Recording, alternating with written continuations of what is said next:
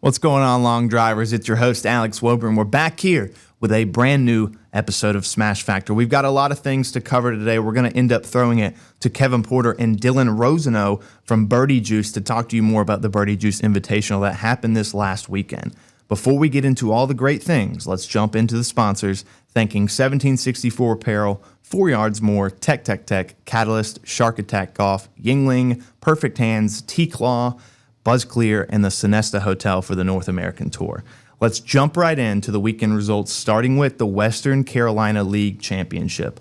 Liam Norman in the U7 Boys Division with a drive of 121 yards. Robert Saucier in the Open Men's Division took it home with a drive of 354, while Teddy Hill in the Men's 35 went 305. Michael Beerley in the Men's 45 had a drive of 329, while Michelle Scanlan took home the Women's 45 and the Women's 50 with drives of 208 and 224. Bruce Mower in the Men's 70 went 265, while Garrett Garland in the Men's 75 had a drive of 268. Henry O'Grady in the Adaptive Division went 218 yards, while Robert Saucier pops back up in the Valor Division for a drive of 343. Hank Parks took home the Open Men's Pro, Big Hank, with a drive of 351. Nicholas Setzer back in the Men's 35 Pro with a drive of 309. He also took the Valor Pro with a drive of 329. James Patterson is the last name on the Western Carolina League Championship, taking home the Men's 50 Pro with a drive of 307. Western Pennsylvania is next on the list. We start off with Alec Kryvac in the U17 Boys Division with a drive of 325. Alec, I need some pointers, man, because you are outdriving me right now at this age. Anthony Davidson in the Open Men's Division took it home with a drive of 372. DJ Petrel in the Men's 55 took it home with a drive of 318, while Vince Lackner had two divisions, the Men's 70 with a drive of 309 and the Open Men's Pro with a drive of 330. Excuse me, that's actually Vance Bonnior in the Open Men's Pro. My mistake, 330 yards for Vance in the Open Men's Pro. Vince Lackner took home the Men's 70 with a drive of 309. In the Iowa League Championship, Tanner Pipes in the Open Men's Division went 309 yards, while Rob Hansen in the Men's 35 went 276. Gardner Lehet in the Men's 65 with a drive of 264. Let's jump into the ALD Canadian Championships real quick. Liam LaFrance in the U13 Boys Division went 275, while Kevin Michael in the U15 went 324 yards. Nathan Bem in the U17 went 327, while Winston Joden in the U9 Division went 200 yards.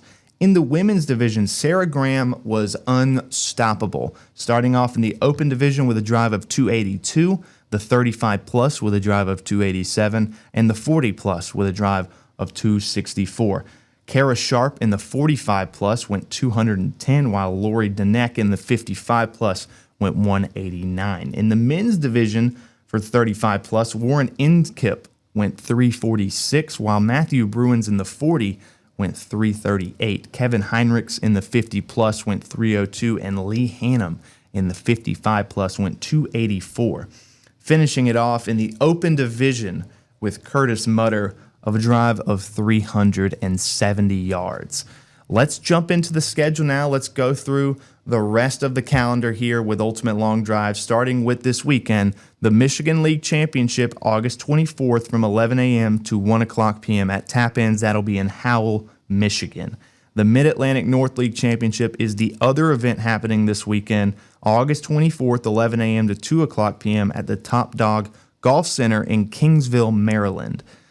Coming up, we have the August 31st Utah League Championship, which will be 11 a.m. to 2 o'clock p.m. at the Sweet Heat Golf and Long Drive facility. The Southern Alabama League Championship is the last league championship on the calendar at the Dothan Driving Range from 3 o'clock to 5 o'clock p.m., and that takes us into the World Championships at the Partee Driving Range in West Columbia, South Carolina. That'll be September 25th through the 28th, 8 a.m. to 10 o'clock p.m. You will get your invites for the World Championships, so check your email if you have not yet. Now that we've gotten all that stuff out of the way, if you want to check out ultimatelongdrive.com, you can find the rankings, the results. You can even find promo codes on our sponsors and get some nice gear from ultimatelongdrive.com. We're going to pass it over to Kevin Porter and Dylan Rosano from Birdie Juice, talking to you about the Birdie Juice Invitational. Take it away, KP. All right. Thanks, Alex, for bringing us in. We're here with a special edition of Smash Factor today, bringing in Dylan Rosano. We would say just with Birdie Juice. I do want to kind of call you the chancellor of all things juice, but the biggest host of the weekend.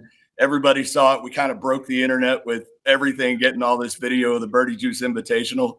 Dylan, welcome to the show. Thank you for having me. Appreciate it, guys. So we want to start off. I mean, this was one of the biggest weekends in the sport. We had the top 36 athletes out there competing for a really big purse, one of the biggest of the year. So tell everybody a little bit about, you guys there at Birdie Juice, kind of what brought all this on, and fill everybody in with your vision of the sport. We got to sit down and do a lot of talking this weekend. I'm sure everybody wants to hear a lot about, who you guys are and what you're about.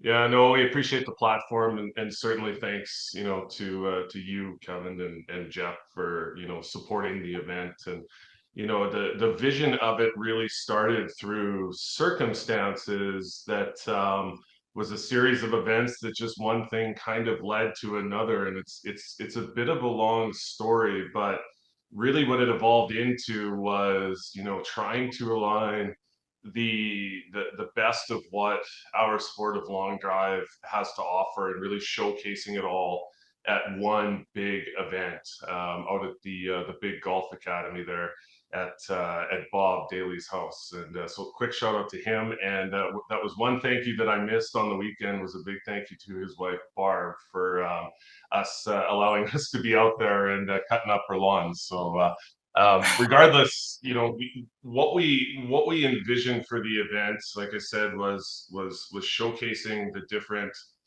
levels of talent that are out there in the world of long drive. And if I'm not mistaken, and you guys can correct me if I'm wrong, this is the first time ever the three tiers of ALD, ULD, and a professional event have ever been hosted on the same grid in the same weekend.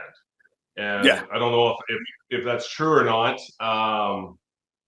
So, I mean, Dylan, to speak to that, I mean, that was kind of a lot of the talks we had going into it, talking with Bob and everything and getting this coordinated with you guys.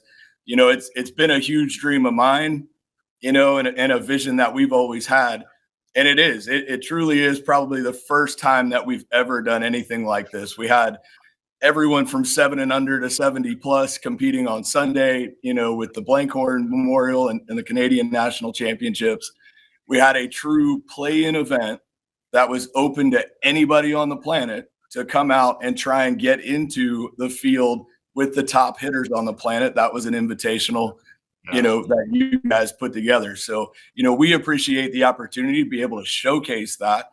And it was just an amazing weekend, for the Blankhorn family, for Bob, everybody there, Birdie Juice. I mean, it was just what an awesome weekend. I just got back last night, spent a little extra time in Toronto on the way back. But no, it was just a wonderful weekend. And, you can keep kind of touching on that for us. No, definitely. And I appreciate your comments with that, Kevin, because, that really was the logic behind it. Bob had hosted, the Blankhorn Memorial for the last couple of years out there. And, I started working with him, a number of months ago. He's been trying very diligently to coach me in the sport of long drive, and I'm probably his most frustrating student. He always says I'm on transmit and never receive. And we just got to talking as guys do when they're on the golf course about, wouldn't it be great to take this event that he's worked so hard over the years to put together in support of his good friend Kevin, and see if we can put some fuel on that fire and see what we can do in his honor to grow it into something much larger. So we came up with the concept of the invitational style event But I think the real magic happened when we said, well, the ULDs guys want to get involved to some extent with the event. How do we make that happen? And it kind of clicked when we said, well, what if the participants from the ULD side can play their way into the professional invitational side that afternoon? So once we had that realization, it really clicked, like, oh my goodness, this is what the sport is all about, how do you go from a wannabe like me, right, who thinks they hit the ball far, right, to devoting some time, effort, energy, resources, finances to the sport, to see an evolution and a progression within the sport as an athlete and a competitor. Well, what a great opportunity to be able to showcase that concept with our event. So yeah, there were 2 spots initially where guys could play their way in based on how they finished in the ULD competition into the Birdie Juice and actually get to hit us alongside the world's best. And then, like I said, through a series of circumstances, the way these things go, it turned into pretty well most of the guys in the ULD getting to hit against the best of the world, myself included. And because, unfortunately, it's a darn work thing, busy, was not a ULD member, but you guys were gracious enough to allow me to play in that event. Hitting my way into the Birdie Juice, which, I made it clear with the guys there that, hey, listen, we didn't put on this event just so I could hit with you. If it wasn't for ULD, I never would have had that opportunity on Saturday to hit alongside these guys, right? So, and so, like, from the outside looking in, just as a fan of the sport and somebody who, just absolutely loves the draw of competition, if friends and family hadn't pressured me to do that on that day, and ULD wasn't there as a vessel to give me that opportunity, I never would have got lit up by Kyle Berkshire. Yeah, right. I mean, there's so many people out there that dream about that opportunity, right? That chance. And if we go into Sunday's event, I mean, we had as you called it, the pound for pound longest hitter maybe on the planet.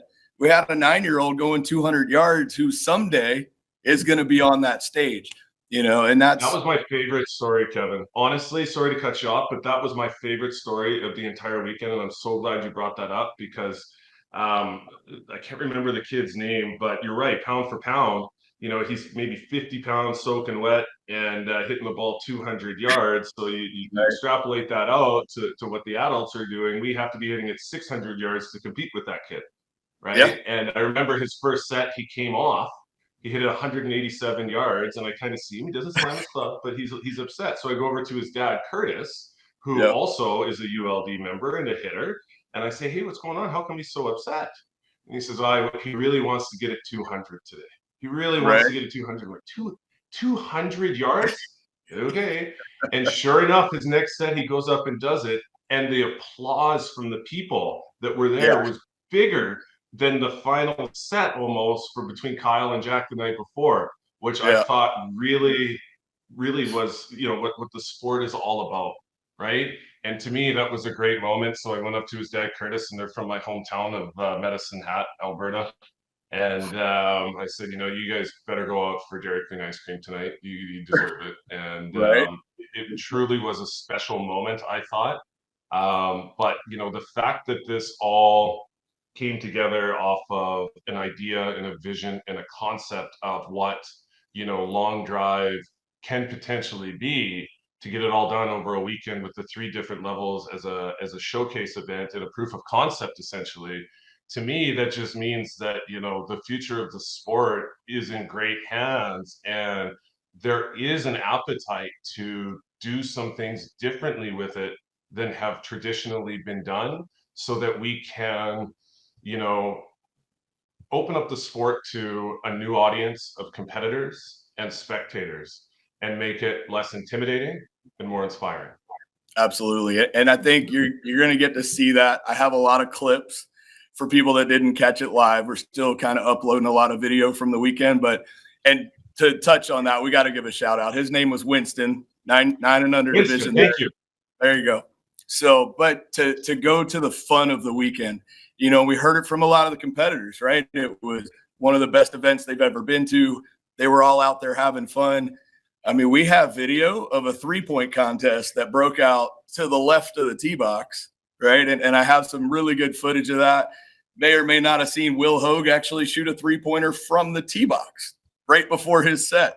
I mean, so that just goes to show how much fun you can have at an event, still a serious event. These guys are competing for a lot of money, but I think we did a really good job. You guys did an outstanding job putting that venue together. You know, huge shout out to Bob and making that all happen as well. But I think, like you said, the future of the sport is bright, and there are different ways of doing things to where you can still have big money events, still have it loose and fun.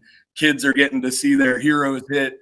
Even for us, you know, older guys that still try and hit it, you know, still look up to these guys, and we've seen them compete forever. But, you know, bringing it to a different light is going to be a lot of fun. And, you know, we look forward to holding these kind of events, you know, more in the future as well.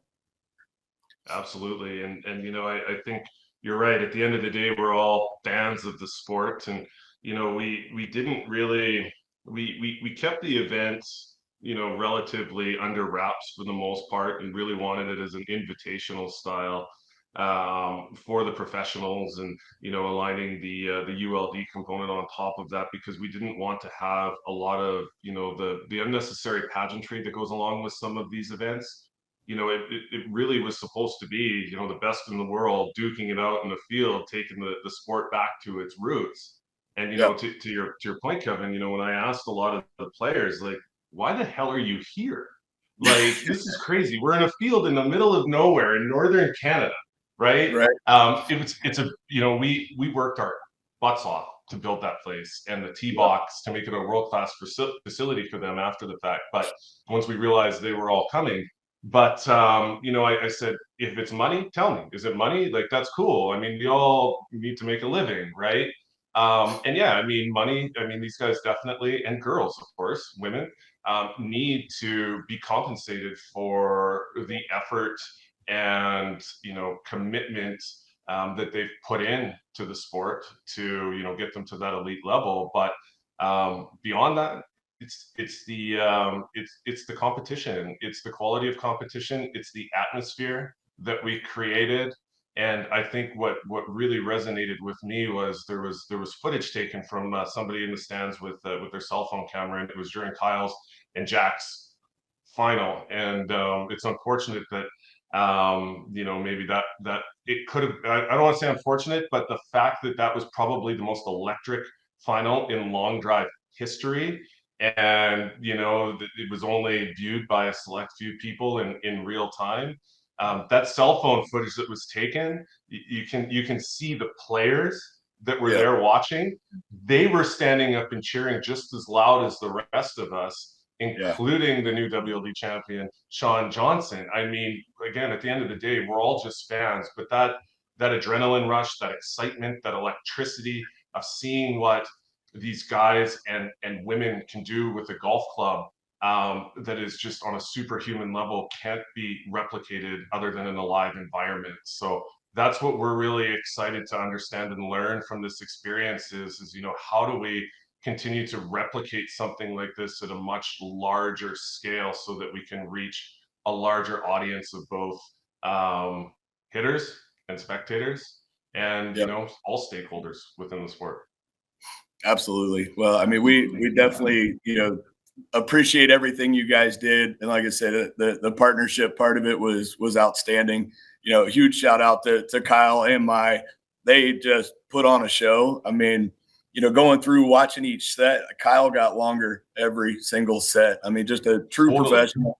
It was amazing to watch. I mean, not to take anything away. Jack has been amazing. He actually started with us in Cool. Ultimate Long Drive, you know, and has just grown and grown and grown. And his time's coming, you know, and it was, I mean, just the whole field, you know, the top 16, every match was really good, you know, and just the camaraderie there, everything. It was just, like I said, one of the best weekends that I've seen in the sport, you know, in a very long time. So Well, you make a good point with that too, again, Kevin, about, on the women's side, Mai got longer every set from the top, from the start to the end. I've got her numbers here. She went 303, 312, and then won with her longest drive of the weekend at 319. Yeah. And unfortunately got past Anna with that big number, who she was OB on hers. But the fact that Mai still won it with the longest drive shows that she didn't lay up. Right. She was swinging, just even though Anna unfortunately went OB, Mai was still swinging for the fences regardless. Yeah. And that was amazing. And the other thing too is, just the support from not just, this generation and the next generation of long drive professionals with our events this weekend, but past champions who have meant so much to the sport to be there to support this event, and showcase that they're still competing and still very much involved with the sport. Phyllis Mady and Sandra Carlberg were there, both now 5-time world champions, who were there to show their support. Sandra was there with her family, her husband, and her beautiful children, and Phyllis was there with her mom, and I saw her mom sitting over on the blanket with my 2 boys and my mom, and it really hit home for me how this sport can bring people from different backgrounds, different cultures, and really rally it around something that can mean a lot to a lot of people. So I felt like the weekend was much bigger than long drive, but to the same extent, it really fueled, I think, a passion for the future of this sport amongst everybody that was there, regardless of the level they were competing at, or if they were a spectator or a vendor or whatnot. And I can't thank everybody at ULD enough for what you guys did. It was our first real event, sort of thing, and without your guys' support, I think it wouldn't have been as successful as it was. I mean, you guys were there, Jeff on the microphone, and you, Kevin, behind the scenes, helping us in the tent and stuff, and can't thank you enough for that. And I think for the next one, bigger, better, and we're certainly looking forward to it. Awesome. Well, Dylan, thank you again. We'll make sure that we get all the info out as early as possible on getting into that play-in type thing. So we look forward to that. We also look forward to seeing everybody at our World Championship, September 25th to 28th. Everybody that was part of the Birdie Juice weekend is invited. Reach out. I'll get your codes and everything to you there, but we'll be sending that stuff out as well. So once again, Dylan, Birdie Juice, thank you very much for coming on the show. That's it for Smash Factor. We will see you guys next time.